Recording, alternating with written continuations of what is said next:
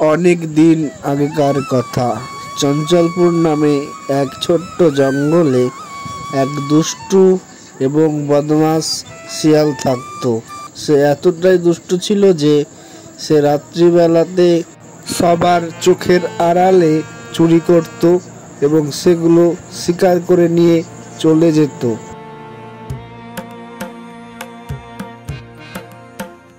আর ওই গ্রামেই এক ছোট্ট কুটিরে এক মালিকের বাড়িতে থাকতো এক ছাগল এবং তার দুটি বাচ্চা। হঠাৎ একদিন সেই রাস্তা দিয়ে যাচ্ছিল সেই দুষ্টু শিয়াল।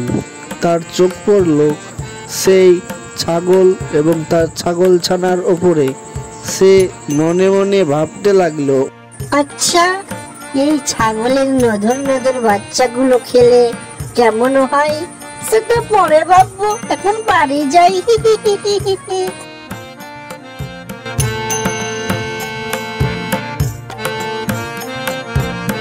বাস ওই দিক দিয়ে আসছিলাম তো দেখলাম ওই ছাগল ছানাটিকে কি নধর, দুটোই নধর, দুটোকেই চুরি করে খাবো।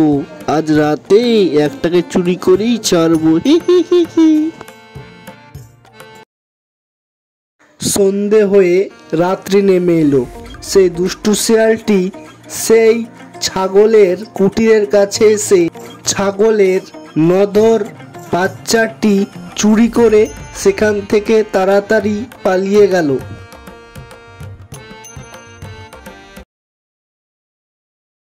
আরে শিয়াল মামা, আমাকে ছেড়ে দাও, আমার মার কাছে তুমি থুয়ে এসো। শিয়াল মামা, শিয়াল মামা, আমাকে আমার। আরে বোকা ছাগল ছানা, তোকে কি আমি এখানে এনেছি ঘোরাতে? আমি তো তোকে চুরি করে এনেছি এখানে তোকে খাবো বলে। হাই স্যার, এ আমার কি হলো? আমার স্বাদের ছাগল ছানা, আমার বাচ্চা কোথায় গেল? আমি কি করে বলবো মা, আমার ভাই আমাদের ছেড়ে কোথায় চলে গেল? আমার খুব কষ্ট হচ্ছে মা। মাই ছেড়ে দাও শিয়াল মামা, তোমার হাতে ধরি, তোমার পায়ে পড়ি, আমাকে ছেড়ে দাও, দাও না শিয়াল মামা। আরে মূর্খ ছাগল ছানা, বেশি বকিস না, চুপচাপ থাক, না তো এখনই তোকে গাপাং করে খেয়ে নেবো বলে দিলাম। এই কি জীবনে সহ্য নাই মে, এই জীবন রেখে আর কি হবে? আমি জীবন শেষ করে দেব। মন ভাবে বলো না মা। মে আমি দেখেছি আমাদেরকে একটি শিয়াল আমাদের দিকে নজর করছিল আর মিচকি মিচকি হাসছিল আর ওখান থেকে চলে গেল। ঠিক সেই সময় ছাগলের মালিক তার কাছে আসলো এবং তাকে দেখে বলতে লাগলো, আরে ছাগল, তোর আর একটা ছেলে কই? তোর তো একটি ছেলে দেখতে পাচ্ছি। আর বলবেন না মালিক, একটি আমার ছাগল ছানাকে এক দুষ্টু শিয়াল চুরি করে নিয়ে চলে গিয়েছে। আচ্ছা বুঝলাম, যদি সেই দুষ্টু শিয়াল তোর ছাগল ছানা চুরি করে নিয়ে যায় তাহলে তার লোভ থাকবে তোর এই ছাগল ছানার উপরে। আমি বলছি, আর মনে হয় সে আবার আসবে, আমি দেখে নিচ্ছি ব্যাপারটা, তুই চিন্তা করিস না। মালিক, আমার ভাইকে আমার কাছে ফিরিয়ে দেন মালিক, আমি আপনার কাছে কৃতজ্ঞ থাকবো মালিক।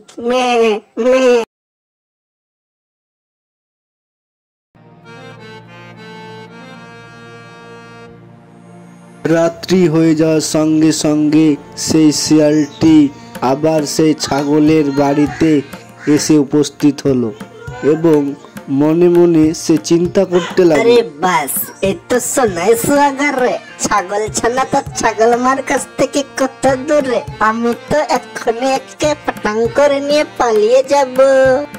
আর সেই সময় সেই দুষ্টু শিয়ালটি গর্তে পড়ে যায় আর চিৎকার করতে থাকে, ও ছাগল দিদি, আমাকে এখান থেকে তোলো ছাগল দিদি, আমাকে এখান থেকে মুক্তি দাও ছাগল দিদি, মুক্তি দাও। রে দুষ্টু শিয়াল, তুই আজ গোটা রাত এখানেই থাকবি, কাল তোর সকালে মুক্তি হবে আর আমরা তোর সাথে গিয়ে এই ছাগলের বাচ্চাকে সেখান থেকে ফিরিয়ে আন। আচ্ছা ঠিক আছে দাদা, তবে আমায় মারবেন না দাদা, খুব লাগবে দাদা। আচ্ছা আচ্ছা ঠিক আছে, তাই হবে।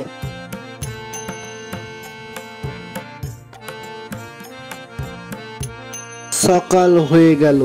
ছাগল এবং ছাগলের মালিক সেই শিয়ালের গুহাতে এসে উপস্থিত হলো এবং ছাগল তার ছাগলছানাকে নিয়ে সেখান থেকে চলে গেল।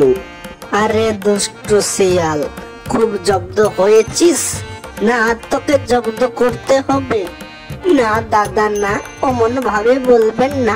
আমি খুব জব্দ হয়েছি, মনে থাকবে যেন, অন্যদিন এ কথা যেন ভুলিস না, বলে দিলাম।